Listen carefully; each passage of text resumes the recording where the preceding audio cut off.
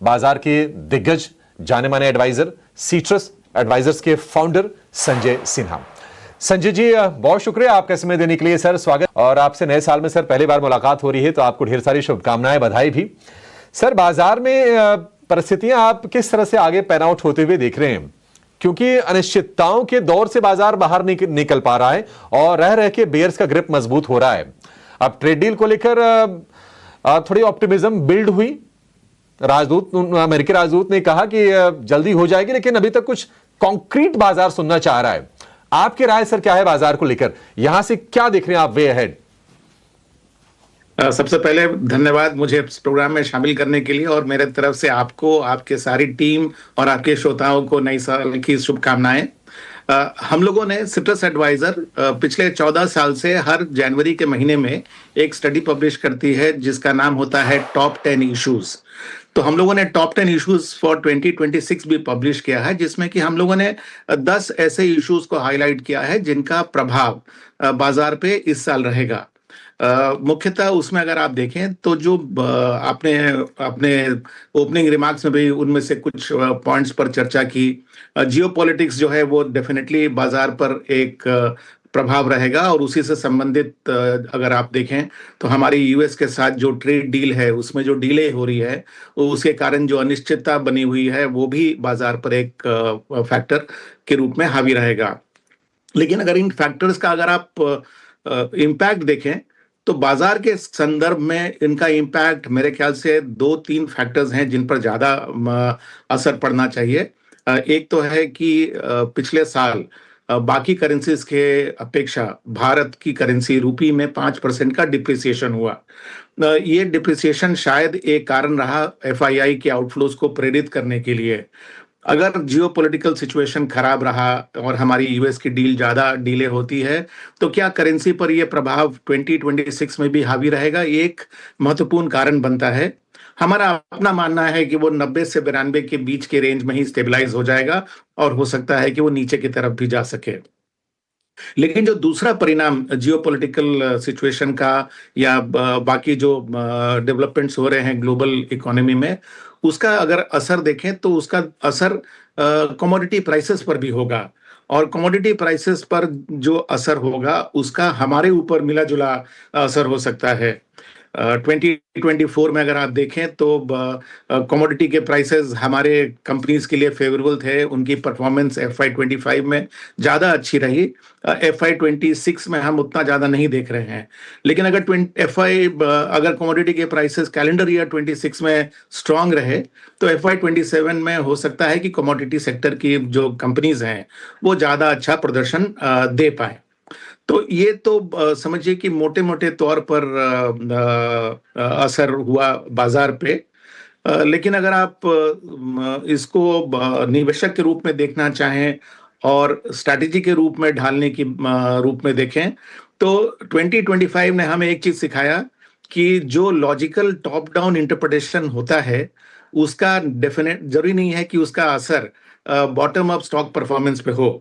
मतलब अगर आप उदाहरण के तौर पे देखें तो पिछले साल आरबीआई ने 125 बेसिस पॉइंट से रेट काटे, तो इतना अग्रेसिव रेट कट होने के बाद तो हाउसिंग सेक्टर में एक्सप्लोजन होना चाहिए था।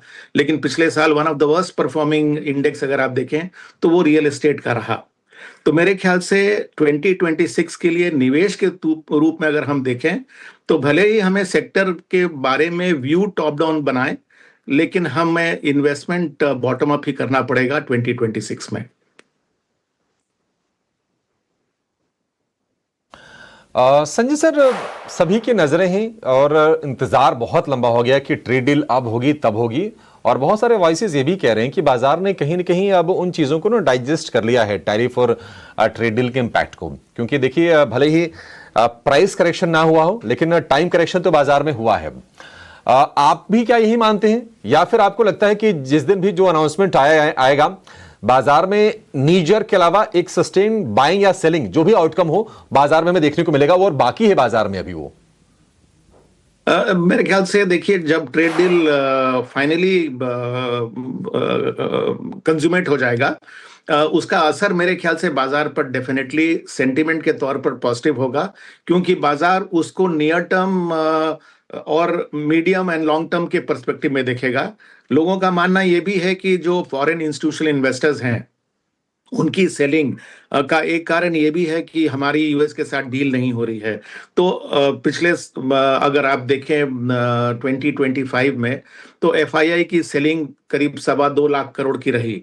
लोग ऐसा मानेंगे कि ट्रेड डील फाइनलाइज होने के बाद ये सेलिंग की क्वांटिटी या तो कम हो जाएगी या हो सकती है कि पॉजिटिव भी हो जाए। तो मेरे ख्याल से मीडियम टर्म पे लिक्विडिटी का जो स्पेक्यूलेशन होगा वो भी बाजार में एक उछाल का कारण बना रहेगा for more than just a नीजक reaction. लेकिन आपने जो कहा ना कि क्या बाजार ने इस बात को अपने लेवल पे एब्जॉर्ब कर लिया है, तो देखिए यूएस की ट्रेड डील हमारे ख्याल से अब हमारे लिए सेंटिमेंट के लिए ज्यादा इंपॉर्टेंट हो गया है रादर देन फंडामेंटल।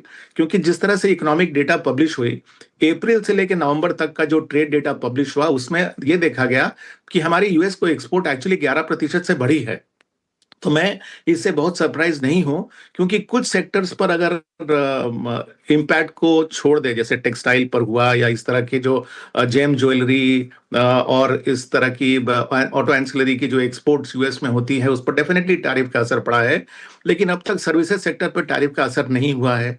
प्लस हम मोबाइल फोन भारत में प्रोड्यूस करते हैं, यूएस को एक्सपोर्ट करते हैं, उस पर भी टैरिफ का असर नहीं हुआ है। तो ओवरऑल अगर आप देखें तो जितना बड़ा आघात ट्रेड डील के डिले से इकोनॉमिक तौर पे होना चाहिए था उतना पूरे इकोनॉमी के लिए नहीं हुआ है, लेकिन कुछ कुछ सेक्टर्स पर डेफिनेटली हुआ है। संजय सर, मेटल्स के बारे में आपसे व्यू लेना चाहेंगे। देखिए, वैसे तो कहा जाता है कि नहीं मेटल्स टेक्निकल्स हैं, लेकिन पिछले साल भर में क्या अद्भुत रैली हमने देखी है। और स्पेशली अगर आप देखेंगे कि सिल्वर हो गया, जिंक हो गया, कॉपर, लेड, सारे के सारे मेटल चले हैं। अब सप्लाई को लेकर डिस्ट्रप्शंस भी रहे हैं। इधर डॉलर थोड़ा सॉफ्ट हुआ है, रेट कट के सिनेरियो बने तो और सपोर्ट मिल गया। क्या आपको लगता है कि मेटल को लेकर अब थोड़ा डरना चाहिए? और अगर पैसे बन गए हों, बने ही हैं, सबके ही बने होंगे, अगर किसी ने पिछले 6 महीने साल भर में पोजीशन ली होगी तो थोड़ा प्रॉफिट टेकिंग के बारे में निश्चित सोचना चाहिए। देखिए, कमोडिटीज को हम लोगों ने 5 भाग में बांटा है और वो हमारी स्टडी का हिस्सा भी है। मैं सारांश में ही उसको बताना चाहूंगा। ये 5 हिस्से हैं: agriculture, ferrous, non ferrous, precious and crude. अगर आप प्रेशियस मेटल की आउटलुक को देखें तो जिस तरह से सेंट्रल बैंक्स का डिमांड गोल्ड के प्रति है, मेरे ख्याल से गोल्ड स्लो एंड स्टडी जो उसकी प्राइस है वो अप्रिशिएट करेगी, ना सिर्फ इस साल, हमारे ख्याल से अगले कुछ सालों तक, जब तक कि सेंट्रल बैंक का अप्रोच और रवैया बदल नहीं जाता है। तो ये हुई आउटलुक ऑन गोल्ड। रही बात सिल्वर की, तो चूंकि गोल्ड के प्राइसेस इतना ज्यादा बढ़ गए हैं तो रिटेल का इंटरेस्ट अब सिल्वर के प्रति बढ़ गया है। पहले क्या होता था कि सिल्वर माइनिंग तो होता नहीं था, वो किसी इंडस्ट्रियल प्रोसेस का ही एक बाई प्रोडक्ट होता था, इसलिए सप्लाई की लिमिटेशन है। लेकिन industrial demand for silver is also growing. EVs देखें और इस तरह के सोलर या और भी बहुत सारी इंडस्ट्री में सिल्वर की डिमांड पहले से ज्यादा है। और उसमें अगर आपने रिटेल इन्वेस्टर की डिमांड का तड़का डाल दिया तो सिल्वर में मेरे ख्याल से स्पेकुलेटिव डिमांड अब पहले से ज्यादा होगा, लेकिन उसमें गोल्ड के कंपैरिजन में प्राइस वॉलेटिलिटी भी ज्यादा होगी। अगर आप फेरस और नॉन फेरस के बीच में देखें तो फेरस मेटल की आउटलुक शायद उतना ज्यादा ना हो तेजी की, क्योंकि जब तक चाइना की ग्रोथ एक तेजी नहीं पकड़ती तो शायद फेरस मेटल की डिमांड में ग्रोथ ना होगा। लेकिन जहां तक नॉन फेरस मेटल है, खास करके एल्यूमिनियम और कॉपर, यहां भी वही समस्या है, सप्लाई कम और डिमांड ज्यादा। और जो डिमांड आ रहा है वो नई इंडस्ट्री से आ रहा है। तो मेरे ख्याल से नॉन फेरस मेटल का आउटलुक जो है वो पॉजिटिव है। संजय सर, बजट के बारे में भी आपसे व्यू लेना चाहेंगे। बजट को लेकर भी अब कहा यह जाता है, जब से जीएसटी वगैरह आ गया, कि एक तरह से नॉन इवेंट सा हो गया। और ऐसा होता है कि सरकार अब तो साल भर डिसीजन लेती रहती है, तो एक तरह से अभी भी एनुअल डॉक्यूमेंट तो है, बट शायद रेलेवेंस धीरे धीरे कम होता गया। हालांकि जो इन्वेस्टर्स हैं उनके लिए एक की इवेंट होता है बजट का राउंड। हम देखते हैं कि बाजार में भी थोड़ी बहुत उत्साह बनती है, कुछ कुछ सेक्टर्स चलते हैं। आपकी क्या उम्मीदें हैं बजट को लेकर? क्योंकि केपेक्स तो ऑलरेडी हम देख रहे हैं कि 11.25 लाख करोड़ रुपए के आसपास का केपेक्स है। हो सकता है कि 25,000 50,000 करोड़ रुपए इधर उधर, उसमें वो लेवल लगभग वही रहेंगे। आप क्या उम्मीद करके चल रहे हैं और क्या बजट के अराउंड कुछ आप स्टॉक मार्केट में कुछ बाइंग करने की सलाह देंगे? तो देखिए, आपने बिल्कुल सही कहा कि बजट का महत्व अब एज अ पॉलिसी डॉक्यूमेंट पहले से कम हो गया। पिछले साल ही अगर आप देखें तो बजट के बाहर बहुत सारी पॉलिसीज अनाउंस हुई, जिस तरह से न्यूक्लियर पावर का प्राइवेटाइजेशन, या फिर आप डिफेंस प्रोक्योरमेंट को देखें, या फिर सेमीकंडक्टर की पॉलिसी को देखें, तो ये सब बजट के बाहर रहता है। लेकिन हम जिस तरह से त्योहार मनाते हैं उस तरह से हम बजट के प्रति भी उत्साहित रहते हैं। मेरे ख्याल से बजट का जो महत्व है वो दो कारणों से है। एक तो ये है कि वो सरकार के अकाउंट्स का लेखा जोखा आपके सामने प्रस्तुत करती है, तो आपको ये पता चलता है कि सरकार एक्सपेंडिचर के एरिया में क्या इम्प्रूवमेंट लाने की कोशिश कर रही है और वो कितना उसके नंबर में रिफ्लेक्ट कर रहा है, और उसके साथ प्रोस्पेक्टिव अगले साल वो इसमें क्या क्या पहल लेगी, उसका एक बहुत बड़ा इम्प्लीकेशन गवर्नमेंट की बोरिंग प्रोग्राम पर होती है, और उसका असर जो है वो बॉन्ड मार्केट पर भी देखा जाता है। सिमिलरली बजट का महत्व रेवेन्यू के तरफ भी उसका महत्व है, क्योंकि किस तरह से सरकार अपनी रेवेन्यू को ग्रो करना चाहती है, क्या वो टैक्स के द्वारा करना चाहती है या फिर वो डिसइन्वेस्टमेंट के रूप से करना चाहती है, तो इसका महत्व मेरे ख्याल से इसलिए है। तो इन सब चीजों को अगर मैं सामने रखूं और अपनी बजट 2026 को देखूं, तो मुझे लगता है कि देखिए, ये इस सरकार की मोर और लेस मिड टर्म बजट है, और इस बजट में वो कुछ मेजर अगर प्रोजेक्ट्स की अनाउंसमेंट करेंगे तो वो प्रोजेक्ट अगले इलेक्शन के पहले ही एग्जीक्यूट होने की उसकी संभावना है। और चूंकि इस बजट से लोगों को उम्मीद बहुत कम है, तो कुछ पाथ ब्रेकिंग अनाउंसमेंट हो सकता है, वो टैक्स के जरिए एरिया में हो, या फिर किसी डिसइन्वेस्टमेंट प्राइवेटाइजेशन के एरिया पे हो, तो ये एक किकर हो सकता है एक्सपेक्टेशन पे।